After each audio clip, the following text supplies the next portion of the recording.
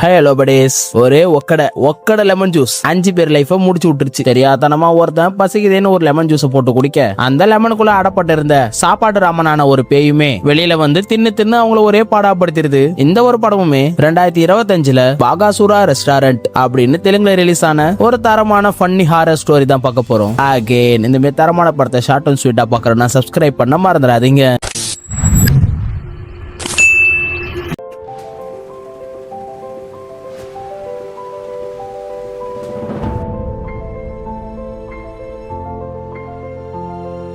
காத்துல பறக்கிற இந்த ஒரு மந்திரவாதியுமே தன்னோட சிஷியம் கிட்ட நான் இத்தனை வருஷம் இருந்த தவத்துக்கு பலன் கிடைச்சிருச்சு, இதனால உனக்கு ஏதாவது வர வேணா கேளுன்னு சொல்றாரு. அதுக்கு அவனுமே எனக்கு தாந்திரிக சக்தியை கொடுங்கன்னு சொல்லி கேட்டதுமே ஒரு புக் ஒன்னு ரெடி பண்ணி கொடுத்துட்டு இதன் மூலியமா நீ கேட்டது உனக்கு கிடைக்கும், ஆனா அதிகமா ஆசைப்பட்டனா இதுவே உன்னை அழிச்சிரும் சொல்லி அனுப்புறாரு. இப்படியே கொஞ்சம் வருஷம் போனதுக்கு அப்புறம் தன்னோட குரு சொன்னதை கேட்காம இந்த உலகத்தையே ஆளணும்னு அவன் கேட்கும் பொழுது அந்த புக்கே அவன் அழிச்சிருது. அவன் இறந்த அந்த அரண்மனை தடை செய்யப்பட்ட பகுதியா அறிவிக்கப்படுது. அப்படியே பல வருஷத்துக்கு அப்புறம் ஒரு 5 ஃப்ரெண்ட்ஸ் ஒன்னா வாழ்ந்துட்டு இருக்காங்க. ஹீரோவோட மேனேஜருமே டெய்லி அவரை எல்லாரும் முன்னாடி திட்டிக்கிட்டே இருக்காப்புல. இதனால அவனுமே கோவம் வந்து வேலையை விட்டு போலாமேன்னு யோசிக்க தன்னோட வீட்டு சூழ்நிலையினால மறுபடியும் அவன் எல்லாத்தையும் மறந்து தன்னோட வேலையை செய்ய ஆரம்பிச்சிடறான். அப்படியே அவன் நடந்த எல்லாத்தையுமே அன்னைக்கு நைட்டு தன்னோட ஃப்ரெண்ட்ஸ் கிட்ட சொல்லி நம்மளே ஒரு ரெஸ்டாரண்ட் ஓபன் பண்ணலாம்னு சொல்லிட்டு இருக்கான். ஆனா அதுக்கெல்லாம் நிறைய செலவாகும்னு பேசிட்டு இருக்கையில அவங்க ஃப்ரெண்ட்ஸ்ல ஒருத்தன் யூடியூப் சேனல் நம்ம ஒன்னு ஓபன் பண்ணுவோம், பேய் பங்களாவா பார்த்து போய் அங்க பேருக்கமே நம்மளே கிரியேட் பண்ணுவோம் சொல்லி எல்லாரும் கிளம்பி அந்த சிசிய போல இறந்தால அந்த அரண்மனைக்கே போறாங்க. உள்ள போய் வீடியோமே எடுக்க ஆரம்பிச்சிடறாங்க. ஸ்டார்டிங் சீன்ல குரு கொடுத்த அந்த புக்குமே அவங்க கையில கிடைக்காது எடுத்துக்கிட்டு வந்து யூடியூப்ல வீடியோமே அப்லோட் பண்றாங்க. அதுக்கு ஸ்டார்டிங் எல்லாமே நெகட்டிவ் கமெண்ட்ஸா தான் வருது.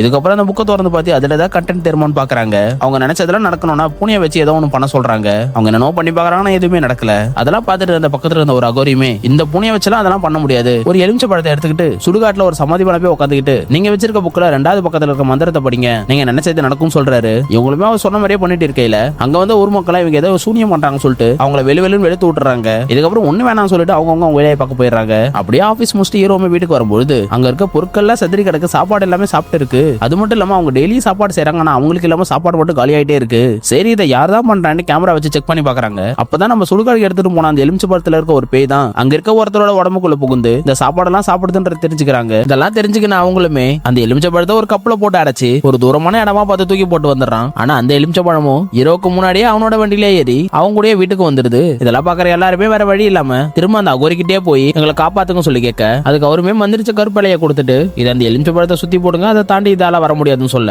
அதே மாதிரி இவங்களும் செய்ய அந்த ஆவியாலையும் வெளியே வர முடியல. அப்போன்னு பார்த்து ஹீரோட மாமா பையன் கொஞ்ச நாள் இவங்க கூட தங்கலாமேன்னு வரான். அங்க வந்து அவனுமே சும்மா இல்லாம அடடா பசி தாங்கலையாண்டு எலுமிச்சை பழத்தை ஜூஸ் போட்டு குடிச்சிடறான்.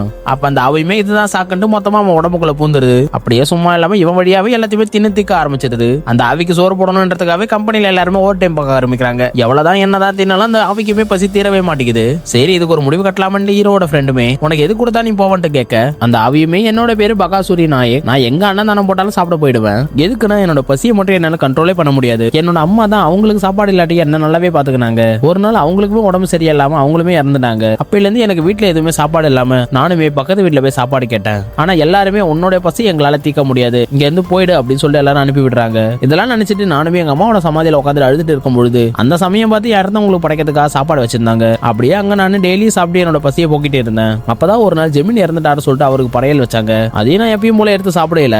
ஜெமினோட பையன் என்ன பார்த்துட்டு என்னோட அப்பாவோட சாப்பாடைய சாப்பிடுறோம் சொல்லி என்ன கல்லாலே அடிச்சே கொண்டுட்டான். அப்படி ஒரு நிறைவேறாத ஆசையில இறந்ததுனால தான் இப்ப நான் வந்திருக்கேன்னு சொல்றான். இவன் கதையெல்லாம் கேட்ட அந்த 4 ஃப்ரெண்ட்ஸுமே பிளான் பண்ணி இவனை சுத்தி நடக்கிற எல்லா ஃபுட் காம்படிஷனுக்கு கலந்துக்க வச்சு நிறைய சம்பாதிக்கிறாங்க. அதன் மூலியமா அவங்க ஓபன் பண்ணணும்னு ஆசைப்பட்ட ரெஸ்டாரண்ட்டுக்குமே இடத்த வாங்கிடுறாங்க. அப்படியே ஒரு நாள் ஹீரோவோட மாமாவும் தன்னோட பையனை கூட்டிட்டு போறேன்னு சொல்லும் பொழுது எல்லாருமே பகாசுரியா அனுப்ப மனசுல ஆட்டியுமே அந்த அகோரியுமே இவனுக்கு மோச்சம் கொடுத்து அனுப்ப சொல்றாரு. அவனுமே என்னோட அம்மாவுக்கு பிறகு நீங்க தான் எனக்கு பசினா என்னன்னு தெரியாம பாத்துக்கிட்டீங்க, இப்ப நானுமே ரொம்பவே சந்தோஷமா இருக்கேன், என் மனசுலயுமே எந்த கவலையும் இல்ல, எனக்கு நீங்க மோச்சம் கொடுத்துருங்க சொல்லி இவனுமே மோச்சம் வாங்கி போயிடுறான். அப்படியே ஒரு நாள் நம்ம ஹீரோவுமே மேனேஜர் கிட்ட ரிசைன் லெட்டர் கொடுத்துட்டு இதுக்கப்புறமா எனக்கு அடுத்து வரவங்கள நீங்க திட்டாம இருங்க சார்னு சொல்றான். அப்படியே ஆபீஸ்ல ஒர்க் பண்ற ஒரு பொண்ணு கிட்டயுமே லவ் சொல்லி ஓகே பண்ணிடுறான். மேனேஜருமே திருந்தி எல்லா எதிர்க்குமே அவங்க கிட்ட வந்து மன்னிப்பு கேட்டுறாரு. இவங்களுமே கடைசியா ஒரு வழியா பகாசுரா பேர்லயே அந்த ரெஸ்டாரண்ட்டையுமே ஓபன் பண்ணிடுறாங்க.